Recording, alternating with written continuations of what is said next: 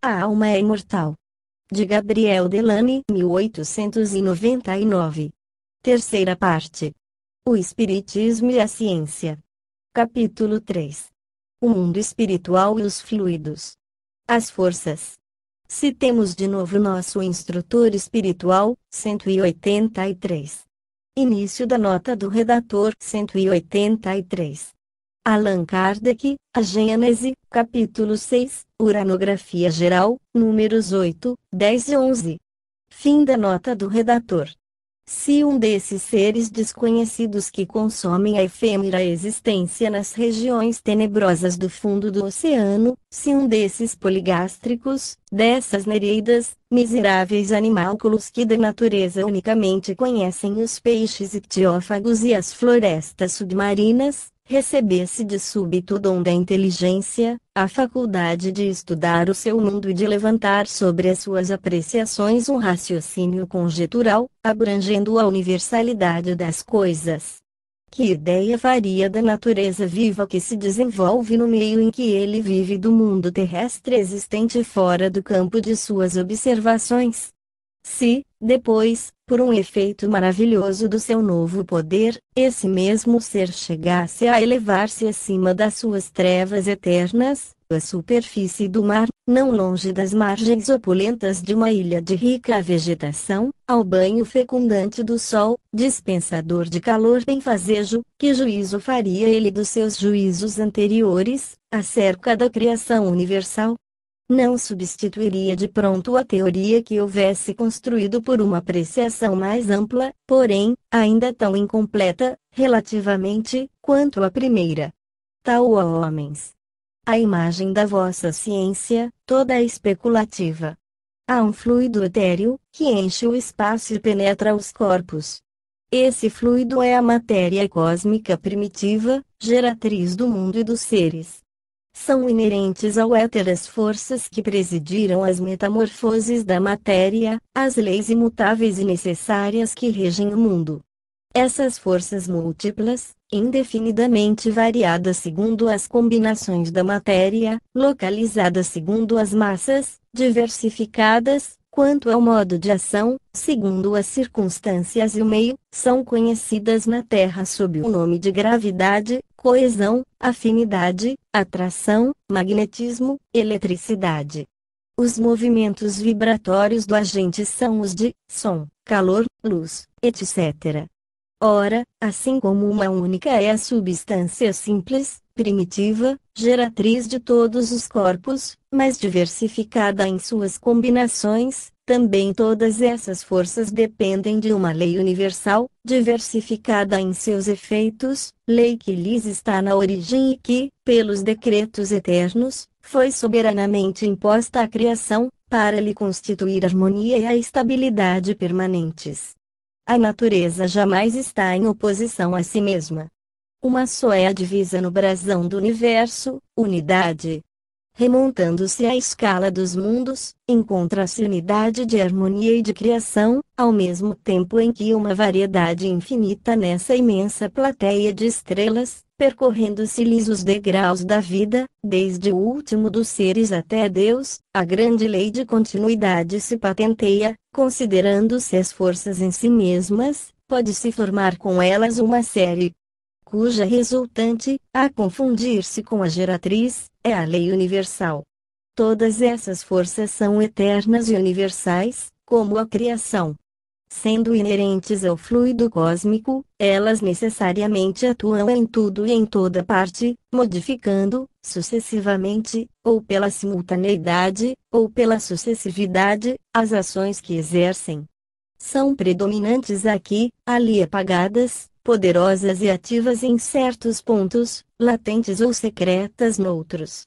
Mas, finalmente, estão sempre preparando, dirigindo, conservando e destruindo os mundos em seus diversos períodos de vida, governando os maravilhosos trabalhos da natureza, em qualquer parte onde eles se executem, assegurando para sempre o eterno esplendor da criação. Difícil dizer melhor exprimir de maneira tão elevada quanto concisa os resultados todos a que a ciência tem chegado e nos ha feito conhecer.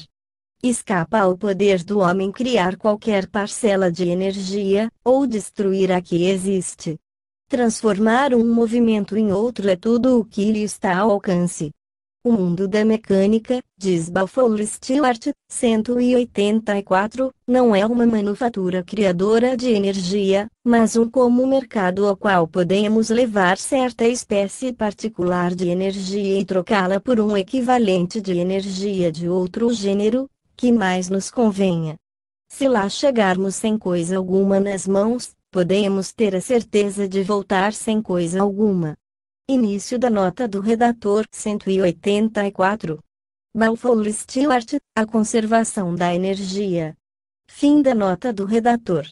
É absurdo, diz o padre Sexty, admitir-se que o movimento, na matéria bruta, possa ter outra origem que não o próprio movimento. Assim, não se pode criar a energia e afirmado está que ela não pode destruir-se. Onde um movimento cessa, imediatamente aparece o calor, que é uma forma equivalente desse movimento. Esta é a grande verdade formulada sob o nome de conservação da energia, idêntica à lei de conservação da matéria. Assim como esta não pode ser aniquilada, 185, e apenas passa por transformações, também a energia é indestrutível, experimenta tão só mudanças de forma. Até ao século XIX, a prática diuturna dava, na aparência, motivos para crer-se que a energia era parcialmente suprimida. Início da nota do redator 185. Lembramos que os fenômenos da radioatividade parecem demonstrar que a matéria se transforma em energia e que, portanto, não se aniquila substancialmente, apenas muda de estado e perde suas qualidades materiais. Fim da nota do redator.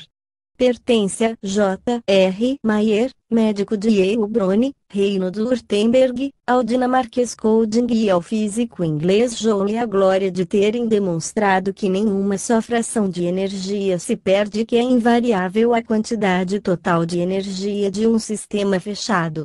Essa demonstração, conhecida sob a denominação de teoria mecânica do calor, constitui uma das mais admiráveis e fecundas obras do século XIX.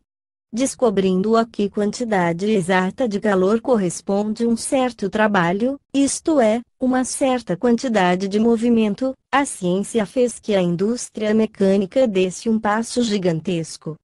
Aplicando semelhante descoberta à química, fez esta entrar-se para o rol das ciências finitas, isto é, daquelas cujos fenômenos se podem reduzir todos a fórmulas matemáticas. Finalmente, em fisiologia, as noções de que tratamos deram lugar a que se achasse a medida precisa da intensidade da força vital. Mas, não se limitou a isso o estudo experimental da energia. Conseguiu-se demonstrar que todas as diferentes formas que ela assume, calor, luz, eletricidade, etc., podem transformar-se umas nas outras, de maneira que uma daquelas manifestações é capaz de engendrar todas as demais. Dessas descobertas experimentais decorre que as forças naturais, conforme ainda hoje se chamam, não são mais do que manifestações particulares da energia universal, ou, em última análise, dos modos de movimento. O problema da unidade da conservação da força foi, pois, resolvido pela ciência moderna. Possível se tornou comprovar no universo inteiro a unidade dos dois grandes princípios, força e matéria. A luneta e o telescópio permitiram-se visse que os planetas solares são mundos quais o nosso, pela forma, pela constituição e pela função que preenchem. Nem só, porém, o nosso sistema obedece a tais leis. Todo o espaço celeste está povoado de criações semelhantes, evidenciando a semelhança de organização das massas totais do universo, ao mesmo tempo em que a uniformidade sideral das leis da gravitação. Os sóis ou estrelas, as nebulosas e os cometas foram estudados pela análise espectral, que demonstrou serem compostos esses mundos, tão diversos, de materiais semelhantes aos que conhecemos na Terra. A mecânica química e física dos átomos é a mesma lá, que neste mundo. É, pois, em tudo e em toda parte, a unidade fundamental incessantemente diversificada. Que confirmação magnífica daquela voz do espaço que, há 50 anos, afirmava que eterna é a força e que as séries de semelhantes de suas ações têm uma resultante comum, que se confunde com a geratriz, isto é, com a lei universal. Assim, portanto, força única, matéria única, indefinidamente variada em suas manifestações, tais as duas causas do mundo visível. Existirá outro, invisível e sem peso? Interroguemos de novo os nossos instrutores do além. Eles respondem afirmativamente e cremos que também quanto a isso a ciência não os desmentirá. O mundo espiritual, 186. Início da nota do redator 186. Allan Kardec, A Gênese, capítulo 19, Os fluidos, números 2 e 3. Fim da nota do redator. O fluido cósmico universal, como foi ensinado, é a matéria elementar primitiva, cujas modificações e transformações constituem a inumerável variedade dos corpos da natureza. Como elementar princípio universal, ele se apresenta em dois estados distintos, o de eterização ou imponderabilidade, que se pode considerar o estado normal primitivo, e o de materialização ou de ponderabilidade, que, de certo modo, é apenas consecutivo àquele. O ponto intermediário é o da transformação do fluido em matéria tangível, mas, ainda aí não há transição brusca, pois que os nossos fluidos imponderáveis podem considerar-se um termo médio entre os dois estados. No estado de eterização, o fluido cósmico não é uniforme, sem deixar de ser etéreo, sofre modificações tão variadas, em gênero, se não mais numerosas quanto no estado de matéria tangível. Essas modificações constituem fluidos distintos que, embora procedendo do mesmo princípio, são dotados de propriedades especiais e dão lugar aos fenômenos particulares do mundo invisível. Sendo tudo relativo, esses fluidos têm para os espíritos uma aparência tão material, como a dos objetos tangíveis para os encarnados e são para eles o que são para nós as substâncias do mundo terrestre. Eles os elaboram e combinam para produzir determinados efeitos, como fazem os homens com os seus materiais, se bem que por processos diferentes. Lá, entretanto, como neste mundo, só aos espíritos mais esclarecidos é dado compreender o papel dos elementos constitutivos do mundo deles. Os ignorantes do mundo invisível são tão incapazes de explicar os fenômenos que observam e para os quais concorrem, muitas vezes maquinalmente, como são os ignorantes da Terra para explicar os efeitos da luz ou da eletricidade e para dizer como os veem e entendem. É admiravelmente justo o que se acaba de ler. Interrogai ao acaso 10 pessoas que passem pela rua, perguntando-lhes quais são as operações sucessivas da digestão ou da respiração e ficai certos de que 9 delas não saberão responder-vos. No entanto, em nossa época, a instrução já se acha bastante disseminada. Mas, quão poucos se dão ao trabalho de aprender ou de refletir. Os elementos fluídicos do mundo espiritual fogem aos nossos instrumentos de análise e a percepção dos nossos sentidos, feitos que estes são para a matéria tangível e não para a etérea. Alguns há peculiares a um meio tão diferente do nosso, que não podemos fazer deles ideia, senão mediante comparações tão imperfeitas como aquelas pelas quais um cego de nascença procura fazer ideia da teoria das cores. Mas, dentre esses fluidos, alguns se acham intimamente ligados à vida corpórea e pertencem de certo modo ao meio terrestre.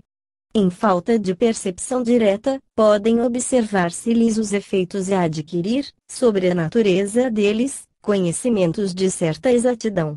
É essencial esse estudo, porquanto constitui a chave de uma multidão de fenômenos que só com as leis da matéria se não explicam. No seu ponto de partida, o fluido universal se acha em grau de pureza absoluta, da qual nada nos pode dar ideia. O ponto oposto é o da sua transformação em matéria tangível. Entre esses dois extremos, há inúmeras transformações, mais ou menos aproximadas de um ou de outro. Os fluidos mais próximos da materialidade, os menos puros conseguintemente, compõem o que se poderia chamar a atmosfera espiritual da Terra. É desse meio, no qual também diferentes graus de pureza existem, que os espíritos encarnados ou desencarnados extraem os elementos necessários à economia de suas existências. Por muito sutis e impalpáveis que sejam para nós, não deixam esses fluidos de ser de natureza grosseira, comparativamente aos fluidos etéreos das regiões superiores. Não é rigorosamente exata a qualificação de fluidos espirituais, porquanto, em definitivo, eles são sempre matéria mais ou menos quintessenciada. De realmente espiritual, há só a alma ou princípio inteligente. Eles são qualificados de espirituais, em comparação e, sobretudo, em razão da afinidade que guardam com os espíritos. Pode dizer-se que são a matéria do mundo espiritual. Daí os serem denominados fluidos espirituais. Quem, ao demais, conhece a constituição íntima da matéria tangível? Ela possivelmente só é compacta com relação aos nossos sentidos. Prová-lo-ia a facilidade com que a atravessam os fluidos espirituais, 187, e os espíritos, aos quais ela não opõe obstáculo maior do que o que a luz oferecem os corpos transparentes. Início da nota do redator 187. E podemos hoje acrescentar, pelos raios X e pelas emanações radioativas. Quem ousaria duvidar da clarividência dos nossos guias espirituais, desde que eles há longo tempo ensinam o que só agora a ciência descobre? Fim da nota do redator. Tendo por elemento primitivo fluido cósmico etéreo, há de a matéria tangível ter a possibilidade de voltar, desagregando-se, ao estado de eterização, como o diamante, que é o mais duro dos corpos, pode volatilizar-se em gás impalpável. A solidificação da matéria mais não é, em realidade, do que um estado transitório do fluido universal, que pode volver ao seu estado primitivo, quando deixam de existir as condições de coesão. Quem sabe mesmo se, no estado de tangibilidade, a matéria não é suscetível de adquirir uma espécie de eterização, que lhe dê propriedades particulares? Certos fenômenos, que parecem autênticos, tenderiam a fazê-lo supor.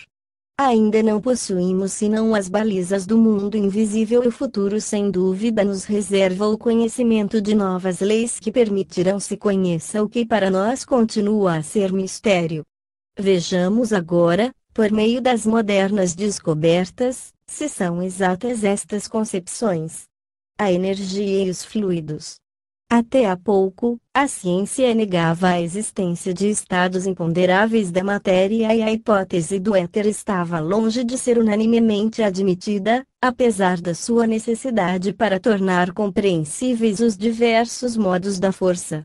Atualmente, já a negação não será talvez tão absoluta, pois que toda uma categoria de novos fenômenos veio mostrar a matéria revestida de propriedades de que nem se suspeitava.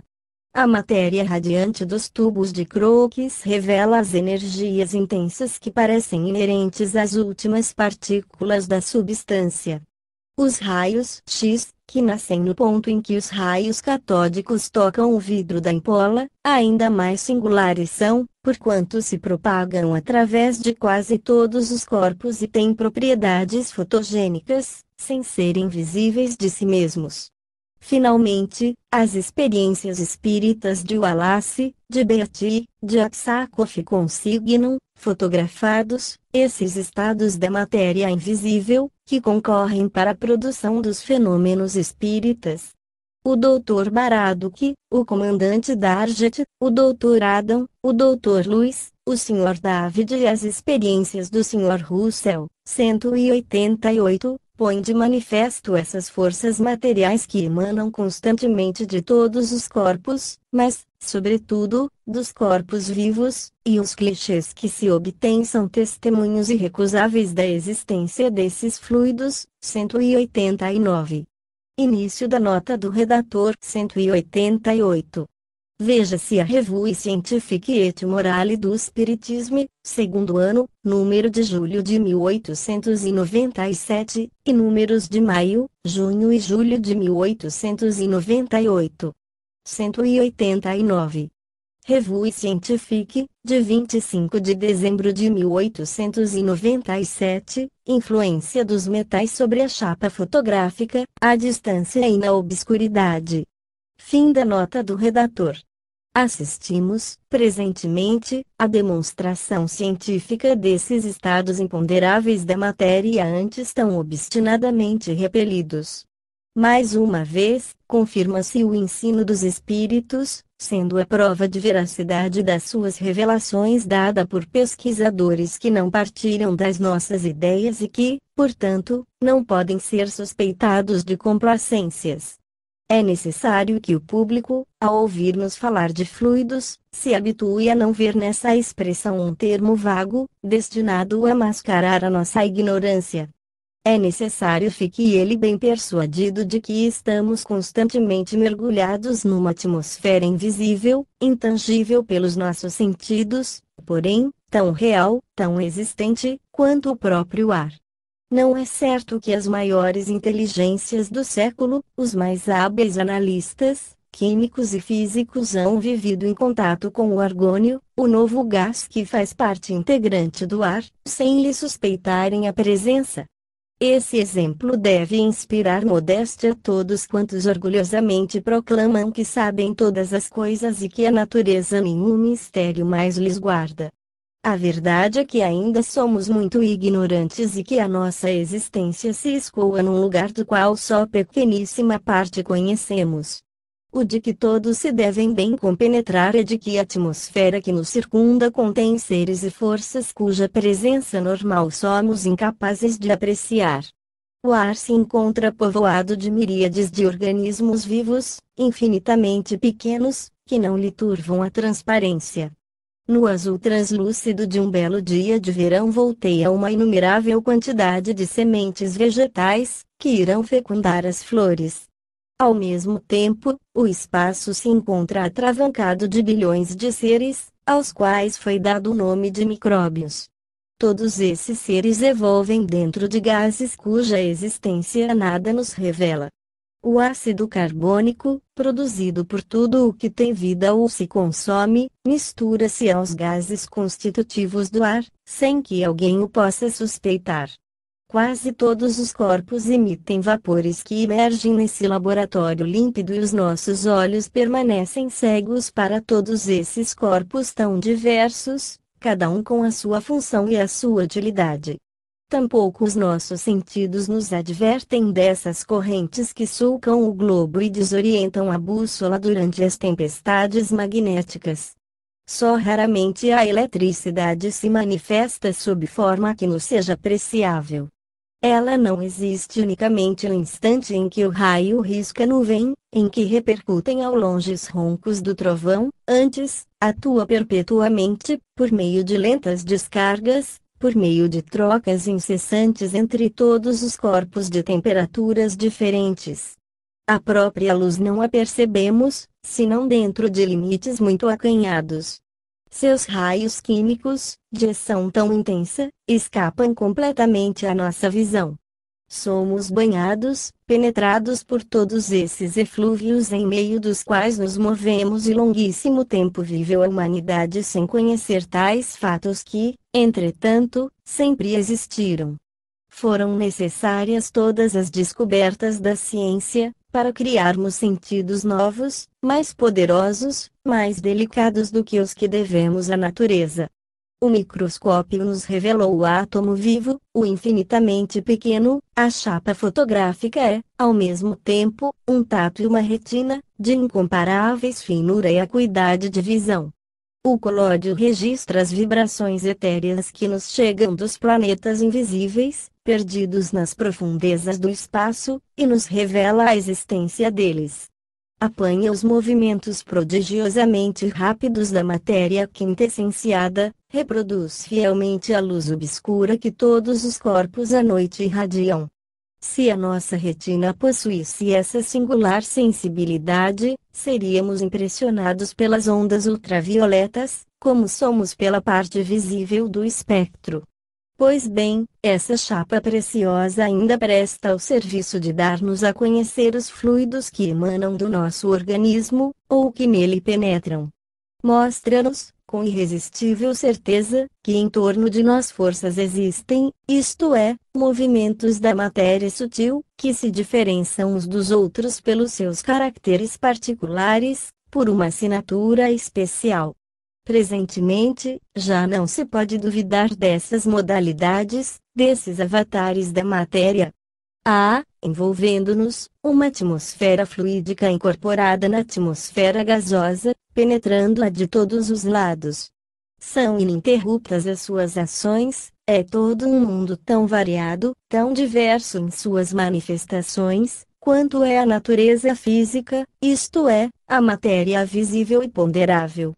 Há fluidos grosseiros, como fluidos quintessenciados, uns e outros com propriedades inerentes ao respectivo estado vibratório molecular, que os tornam substâncias tão distintas, quanto podem ser, para nós, os corpos sólidos ou gasosos. Mas, que energias se manifestam nesse meio? Que de mudanças visíveis, de mobilidade, de plasticidade nessa matéria sutil, quanto ela difere da pesada, compacta e rígida substância que conhecemos. A eletricidade nos permite julgar da instantaneidade das suas transformações, é um prodígio, uma febre contínua. É bem a fluidez ideal para as tão leves, tão vaporosas, tão instáveis criações do pensamento. É a matéria do sonho, na sua impalpável realidade. Estudando a matéria gasosa, chegamos a imaginar esses estados transcendentes. Já, sob a forma radiante, vemos os átomos, movendo-se com velocidades fantásticas, produzirem fenômenos cuja intensidade, dada a massa de matéria posta em jogo, é realmente formidável e essa energia nos faz compreender a força, em suas manifestações superiores de luz, eletricidade, magnetismo, devidas às rapidíssimas ondulações do éter. Torna-se admissível que esses átomos animados de enormes velocidades retilíneas, girando sobre si mesmos com vertiginosa rapidez, desenvolvam uma força centrífuga que anula a atração terrestre.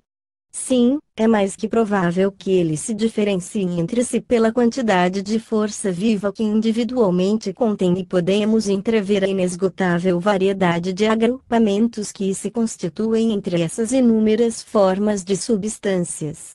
É o mundo espiritual, o que nos cerca e penetra, em o qual vivemos. Com ele entramos em relações por meio do nosso organismo fluídico. Porque possuímos um perispírito, possível se nos faz atuar sobre esse mundo invisível à carne. É pela nossa constituição espiritual que os espíritos têm ação sobre nós e nos podem influenciar. Estudos sobre os fluidos. É tão importante a demonstração da existência dos fluidos, para a compreensão dos fenômenos espirituais, que devemos examinar esse problema sob todos os seus aspectos. A experiência espírita ha demonstrado que a alma se acha revestida de um envoltório material, mais invisível e intangível no estado normal, e que se move num meio físico que carece de peso.